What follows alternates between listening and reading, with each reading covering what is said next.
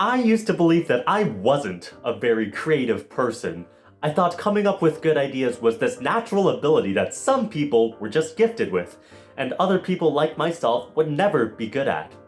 But then I learned about this very simple technique that has helped me do things like write my own musical, start a YouTube channel, and write my own original songs. If you don't know who I am, hi, my name is Andrew Tracool, and in this video, I will walk you through this very simple two-step process for brainstorming ideas. I will explain the theory behind it, why it's effective, and then how you can implement it into your own creative work to make your work even better. To understand this process, we need to understand the two different modes of creative thinking. There's divergent thinking and convergent thinking. Divergent thinking is about coming up with as many ideas as possible. This is about removing that internal filter and just letting yourself write whatever comes to mind without any censorship.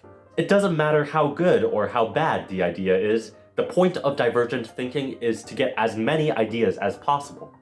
After you've done your divergent thinking, the second step is convergent thinking, which refers to selecting which ideas are useful and filtering out the ideas that aren't very useful.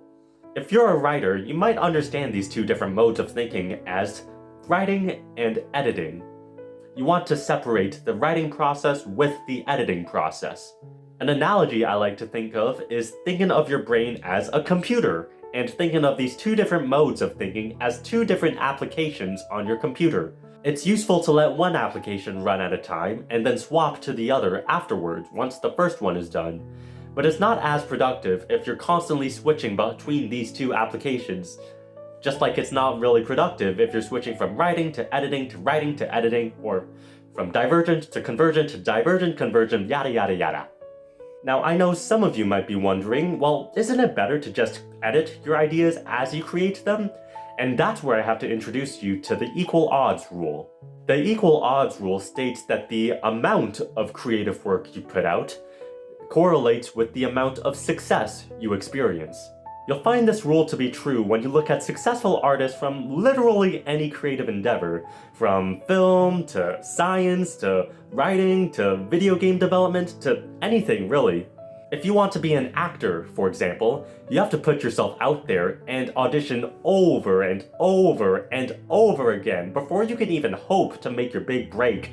Jenna Fisher, who plays Pam in The Office, says that for every yes that an actor receives, they should expect to receive at least 50 no's. And especially with creative work, you're gonna experience a lot of rejection, so you have to go through all those ideas and put them out there, because you can't know which idea will succeed. And if you can't predict which ideas will succeed, then it's all about rolling the dice over and over and over again to increase your luck of success.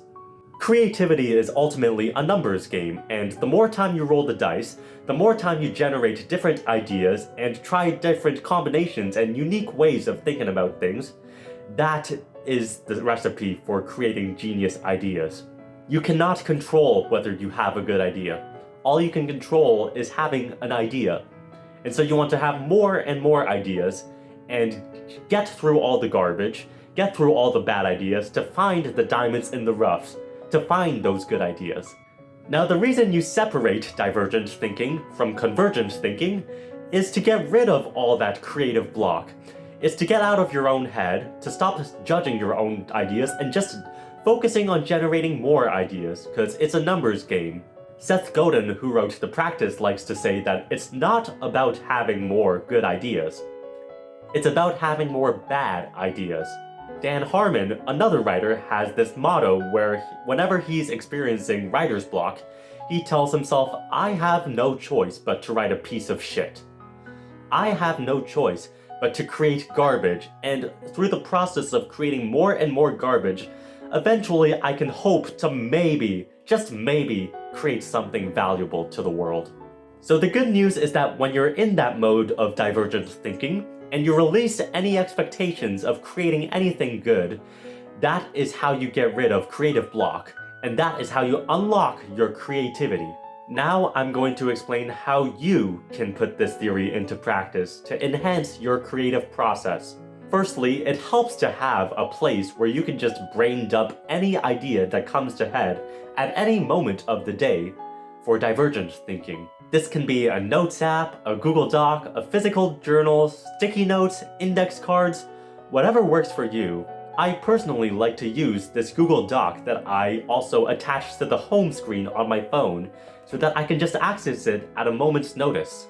It's also good to take a break between these processes. For example, you could go on a walk after you're done divergent thinking, and that will let you sort through your mind, sort through your ideas, potentially edit those ideas as you're on your walk. Or you could also just take the day off, say, this day I'm going to focus on divergent thinking, and then tomorrow I'll focus on convergent thinking and refining those ideas. Now, the key for good convergent thinking and editing those ideas is ultimately having good taste.